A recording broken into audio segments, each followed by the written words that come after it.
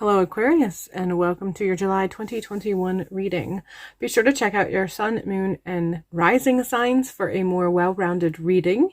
And if you would like to receive a personal, individualized reading, check out the links in the description box below for more information on that. All right, let's go ahead and begin. The first card we are starting out with is Snake. And transformation is the first thing that comes to mind with this card. Changes, that whole concept of shedding of something. But also when I look at this imagery, I'm really noticing how the snake is winding around. So I feel this is a representation of a bit of a struggle that you've been experiencing regarding your personal externalized presentation of yourself versus the internal spiritual aspect of yourself. So there's a bit of a conflict with the two of those. So you're really struggling with balancing who you are in this realm and who you feel like you're supposed to be when you connect with your higher self.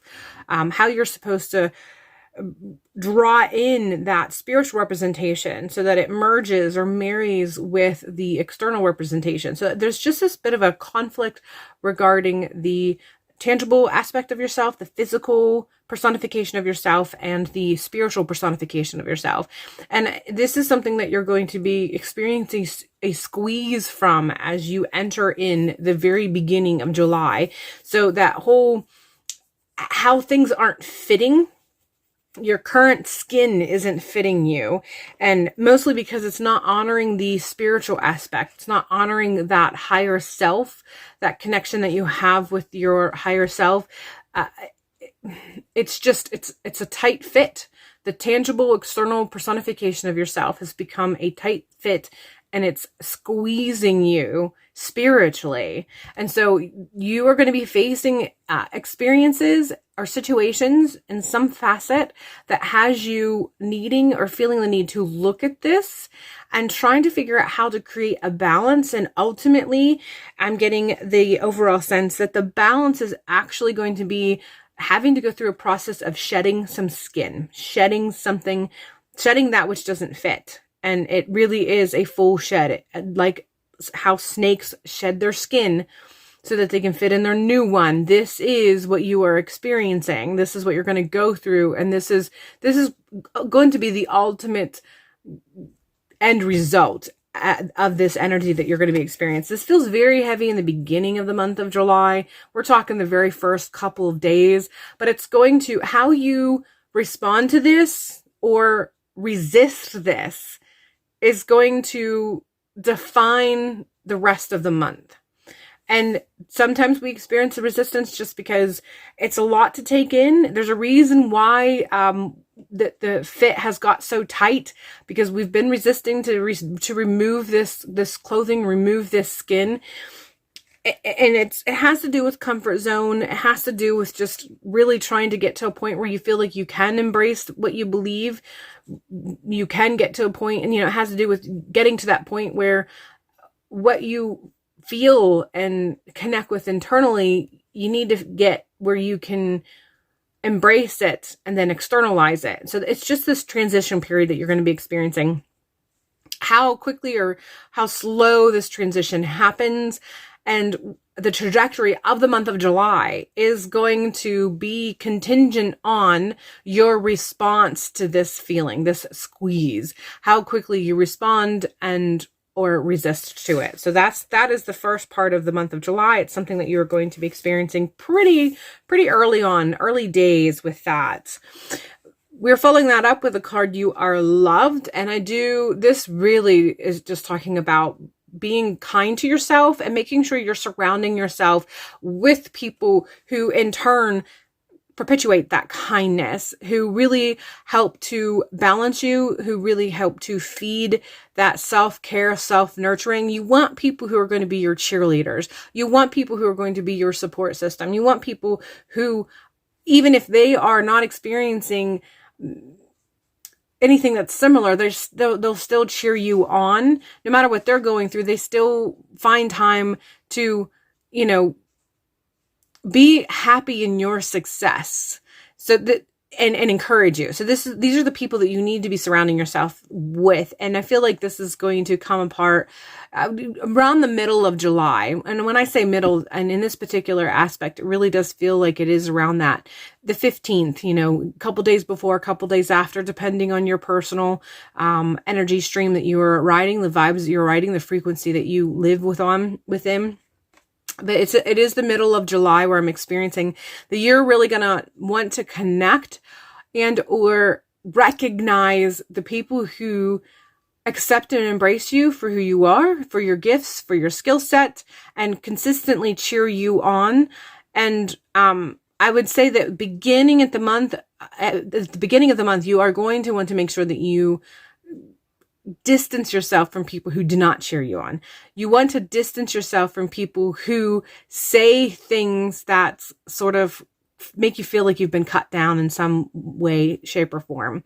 So distance yourself from people who aren't your cheerleader. Snug up a little closer to people who are your cheerleaders so that you are consistently reminded about how loved you are and that you are worthy, what your worth is, which is good. Your worth is great. It's greater than what you may sometimes recognize and realize. And this is all going to help and assist with that process of shedding the old skin so that you can really get comfortable in your new skin.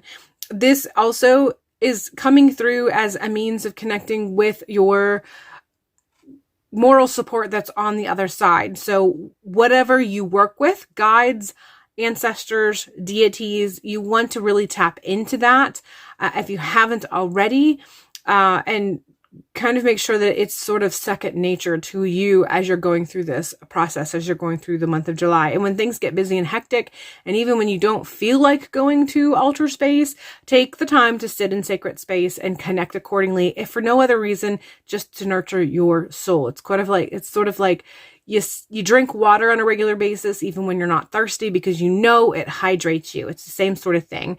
You want to go to the altar space and drink of that liquid so you hydrate your soul, that sort of connection. But really focus on means of finding a way to connect with means of encouragement and really support that inner self that's trying to come through and break through the old skin. Where you are right now, we have the Death card. So there's a lot of things coming to an end, a lot of things coming to a closure, new beginning. This is just reiterating and validating what was already stated as far as this card is concerned, and that transformation, that transition, breaking out of the old skin, shedding that old skin. This is the overall energy that's going to be sort of very present through the bulk of July. And even when you're no longer experiencing that death energy, that transformation and new birth energy, you're going to be kind of sitting in and experiencing the result of that energy. So just a lot of huge transitions that are occurring. Again, like I already stated, the way that this goes is contingent on your response to this, how well you embrace it versus how much you may resist it. The amount of resistance that you give is going to cause friction. You have the right and free will to resist until you feel comfortable, but just know that when you resist, it does make it take a little bit longer. So that goes back to that connecting to your aspect of moral support that's on the other side, your guides, ancestors, and or deities, because they're the ones that are going to help you feel secure in the process so that you resist a little bit less. You can kind of find that solid footing with your connection with them, so you resist less, so there's less friction, and the transition and the shedding of that skin is a little bit easier.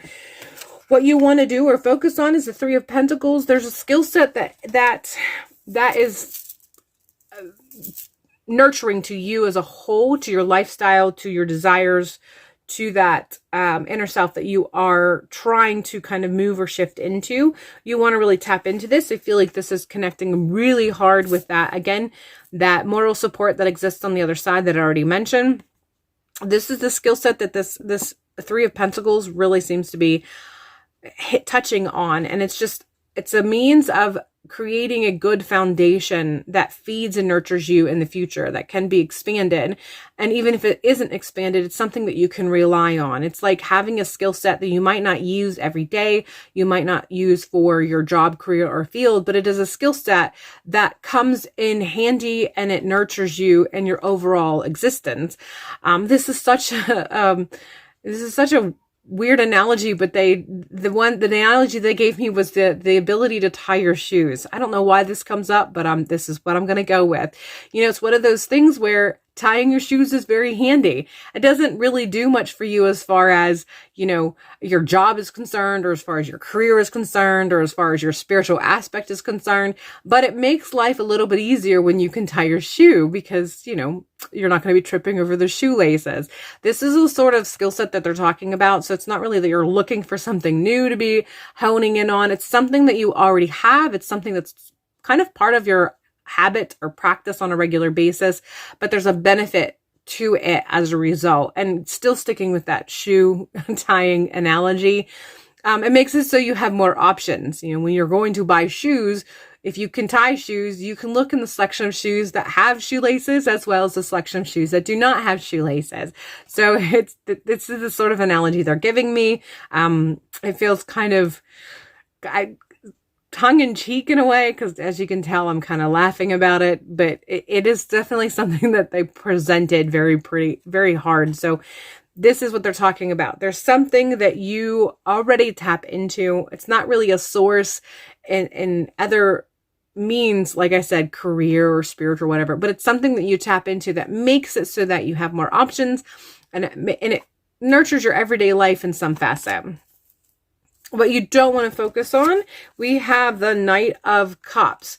And this is, there's some new things that you've added to your practice as far as a spiritual aspect is concerned. I feel like that's where the cups is coming in.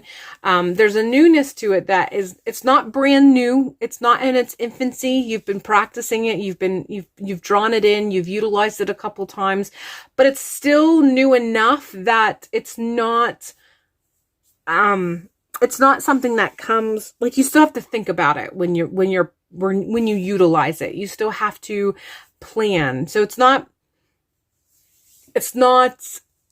hard set. It's not something that you have muscle memory with. So whatever this is, you don't want to be focusing too much on that. You don't need to. They corrected me. They said that it's not that you don't want to, it's that you don't need to. This does not have to be your focus.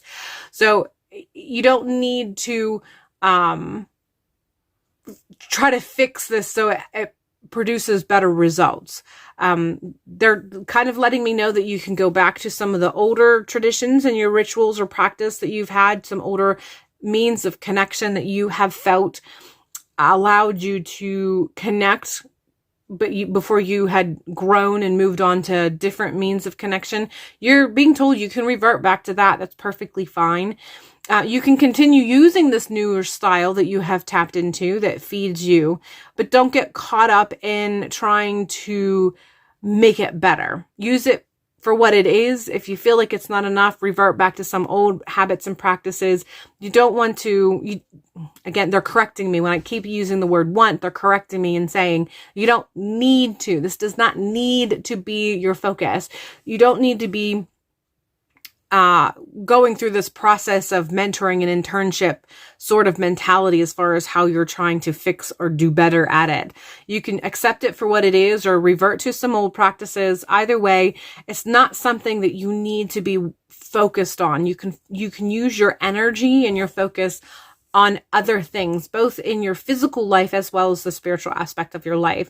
And again, they're repeating that concept of being able to or permitted to revert back to some of your old practices because it's an old old habit. You have a memory of that. You don't have to think when you utilize those techniques or those practices within your connections and your ritual practice. So that you don't need to, or they keep, because I use the wrong word often enough. They're correcting me and they want me to repeat. You don't need to hone this particular aspect of your practice. It's not necessary at this point in time. You have other things that you can use that energy for. All right, Aquarius, that is all I have for you for this month. Please check out your sun, moon, and rising for a more well-rounded reading. And again, as I said, if you are looking for something that's a little bit more personal, there are links in the description box below. Other than that, I hope you have a wonderful month of July, and hopefully I will see you in the next video.